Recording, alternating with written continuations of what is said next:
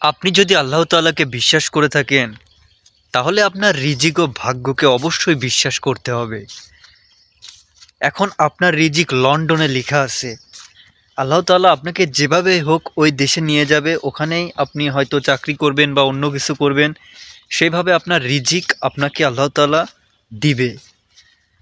আসলে আমরা যতই দৌড়াই না কেন, রিজিক আল্লাহ তাআলা লিখে রাখেন। তিনি না চাইলে আমরা রিজিক পাবো না, মারা যাব।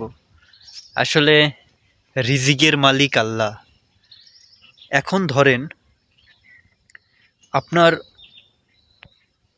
চাকরি হইতেছে না, আপনি অন্য কোনো কাজ করতেছেন, লজ্জাবোধ করতেছেন। আসলে আল্লাহ তাআলা আপনাকে ওই জায়গায়ই আপনার রিজিক লিখে রাখছে। এখন কথায় আসি যে আপনি চেষ্টা করতেছেন কিন্তু হচ্ছে না। এখন আপনি ভাবছেন যে কেন হচ্ছে না? ভাই, এই দুনিয়ায় অনেক মানুষ চেষ্টা করতেছে কিন্তু হচ্ছে না। তারা কি আসলে ভালো মানুষ না? তারা অবশ্যই ভালো মানুষ, তারা চেষ্টা করতেছে, হচ্ছে না কারণ তার ওই জায়গায় রিজিক নেই। এখন আল্লাহ তাআলা ভালো মন্দ দিছেন, চেষ্টা করতে হবে। কিন্তু যতই যতই ভাবেন যে আমি চেষ্টা করতেছি, একদিন না একদিন হবেই, যদি এইটা ভেবে থাকেন যে হবেই, মানে আপনি গ্যারান্টি হবেই, হবে না। আমি এইটা এখন ফিল করতে পারি।